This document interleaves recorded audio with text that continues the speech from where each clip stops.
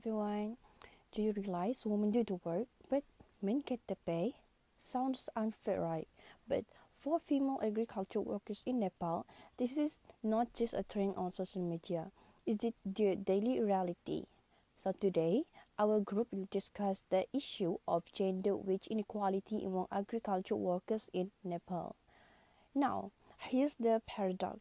Nepal agriculture sector is becoming more and more dependent on women. Why? Because many men are leaving rural village to work abroad country like the Gulf states or Malaysia in search of better income. So as men migrate, women are left behind to manage the farm, take care of livestock, plant crops and support their family. This situation is often called the feminizations of agriculture. Women are now doing the most of the agriculture work, yet the system has not changed to recognize their contribution fairly. So, in fact, studies show that women perform more than 70% of agricultural labor in Nepal, but they still earn around 30% less than women for similar work. Imagine doing the same amount of work, sometimes even more, but still receiving lower wage because of gender. For example, tasks that are considered heavy work, such as plowing field, are usually assigned to men and paid at higher rates. Meanwhile, women are given tasks like planting, transplanting rice, or weeding, which are seen as less valuable even though they require long hours and intense physical effort. But at the same time, women also carry another burden. After working in the field all day, they still have to cook, clean, fetch water, and care for children at home. So their labor is often invisible, unpaid, and undervalued both inside and outside the farm.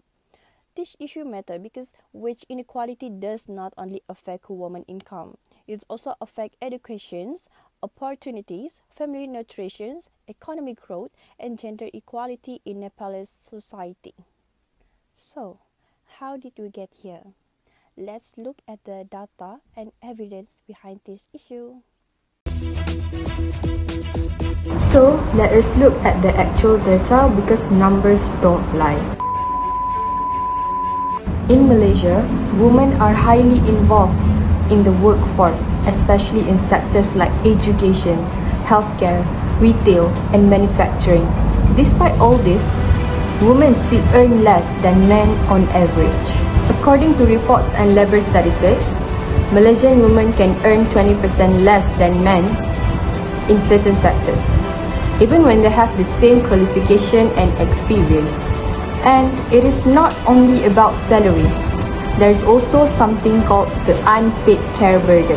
Women are expected to handle housework, cooking, childcare, and caregiving. Basically, it is the second shift after work. Studies show Malaysian women spend way more hours on unpaid domestic labor compared to men because it is unpaid. Society acts like it is not real work. Think about it. A woman can work a full-time job, take care of children, clean the house, and manage the family emotionally. But somehow, people still questioning why women are tired. Another issue is workplace discrimination. Many women face problems like limited leadership opportunities, gender stereotypes, and even harassment at work. For example, women are often seen as less committed employees because employers assume they will prioritize family responsibilities. And honestly, that kind of mindset becomes a barrier for women's right protection. The data clearly shows that inequality is not just personal, it is structural. It affects women's income, career growth, mental health, and even their long-term financial security. But challenges to women's rights are not only caused by workplace culture. Sometimes, the law and policy implementation also play a huge role. Member 3, please explain to us more about that. Things in Nepalese law that just make sense or don't. So at first glance, Nepal has laws that sound progressive. The constitution guarantees equality and there are policies supporting women in agriculture. But here's the problem. Having laws on paper does not always mean women feel the impact in real life. So let's start with land ownership. In Nepal, only around 19% of women own land, and that matters more than what people think. Because if your name is not on the land title, you often cannot access government farming subsidies, agricultural loan, crops insurance, or even training programs. So imagine this, a woman spent her entire day planting rice, feeding livestock, harvesting crops, and managing the farm while her husband works overseas, but legally she still may not be recognized as a farmer. So that's a paradox. Now let's talk about the wages. Nepal has an equal pay for equal work policies or principle. Sounds fair, right? But most agriculture work happen in informal rural setting, not in formal companies or factory. So there are no HR department, no salary records, no one checking whether women are being underpaid. So even if a woman does the same amount of labor, employer can still justify paying her less by labeling her work as lighter or less skilled. And because many women depend on daily wages to survive, they often cannot challenge the system. The law exists, but enforcement, that's where things fall apart. And honestly, changing laws is already difficult, but changing deep cultural belief is even harder. Because the society keeps telling women to work in natural duty instead of real labor, inequality becomes normalized. So how exactly does culture shape this wage gap? Let's hear from member number 4. Now, let's take a closer look at the daily life of a female farmer in Nepal and the cultural expectations she faces every day. Before the sun rises in Nepal, many women are already awake. While the rest of the village is still sleeping, she starts her day quietly. She prepares breakfast like the firewood stove, cleans the house, and carries heavy buckets of water from nearby wells. Only after finishing the household chores does she walk to the farm. But here is the problem. Even though women spend hours working in the fields, their work is often seen as lighter or less important than men's work. In Nepalese farming culture, jobs like plowing are seen as heavy work for men, so men receive higher wage. Meanwhile, women's work is considered less important, even though it also requires strength, patience, and long hours. And when the farm work ends, her responsibilities do not end there. She goes home, cooks dinner, washes clothes, and takes care of the children. For many women, this is a daily cycle.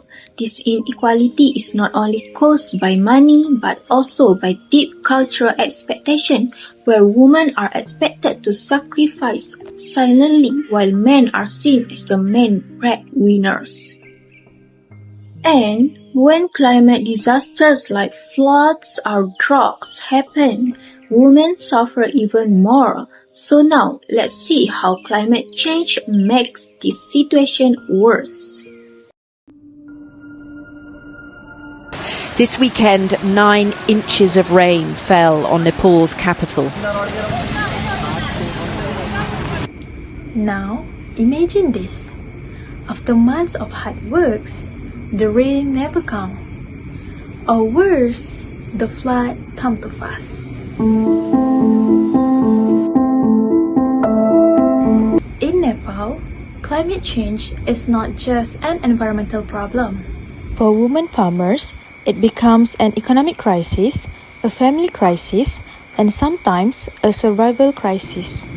When crops fail because of droughts, flood, or unpredictable weather, many men leave rural areas to find work in abroad or in cities.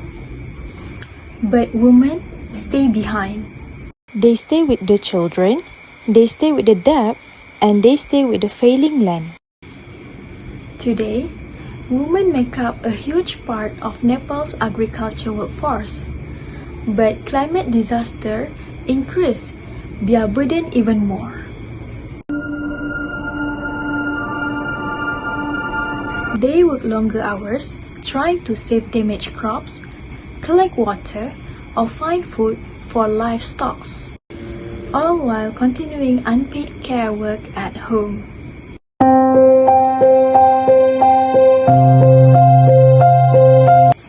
But here's the bigger problem.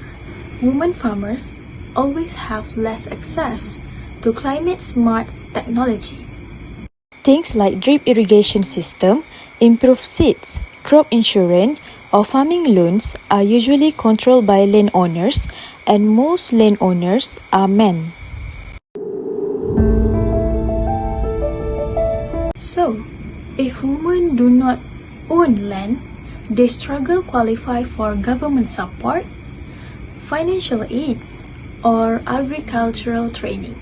So, even though women are doing most of the agricultural labor, they receive fewer tools to protect themselves from climate change.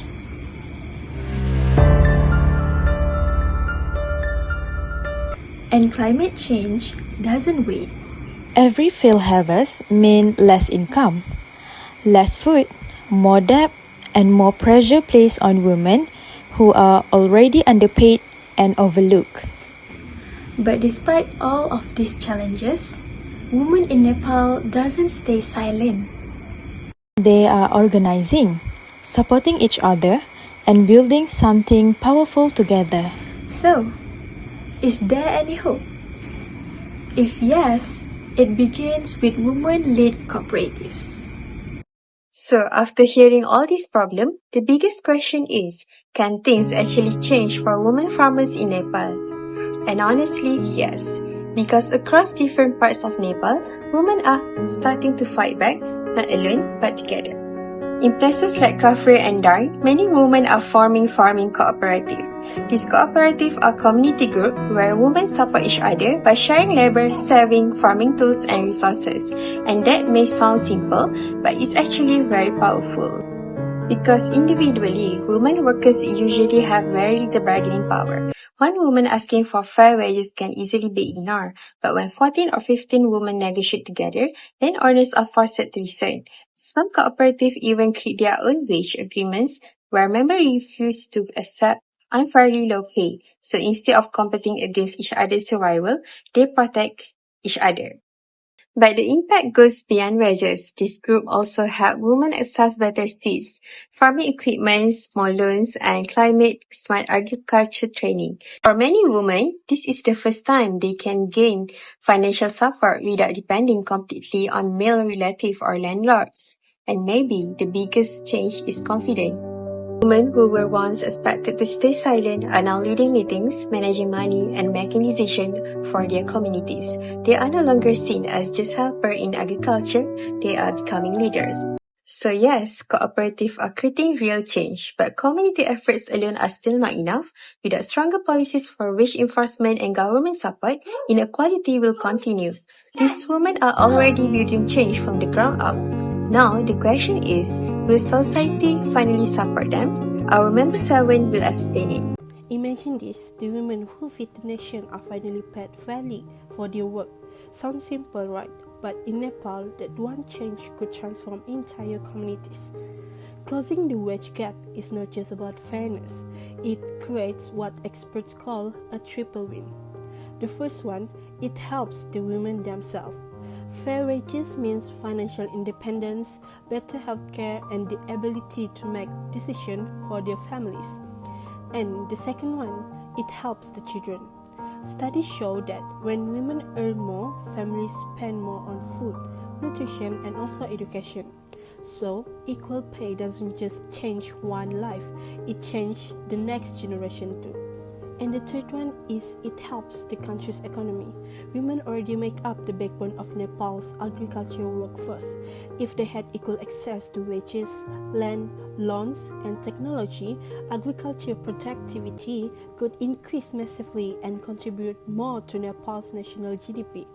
So, what needs to happen now? The first one is to land reform. Women farmers must have equal rights to own land because ownership means powers, loans, subsidies, and security. And the second one is to access to gender-smart farming tools and climate technology. Women should not be left behind while agriculture modernizes. And the third, stronger enforcement of fair wage laws. Equal pay for equal work should not stay as words on paper. But change will not happen if people stay silent. So today, we are not just presenting a problem. We are asking all of us, the governments, communities, and even young people like us to recognize the invisible labor of women farmers. Because the women feeding the nation deserve more than survival. They deserve equality, dignity, and opportunity. When women rise, agriculture rises. And when agriculture rises, the nation rises too.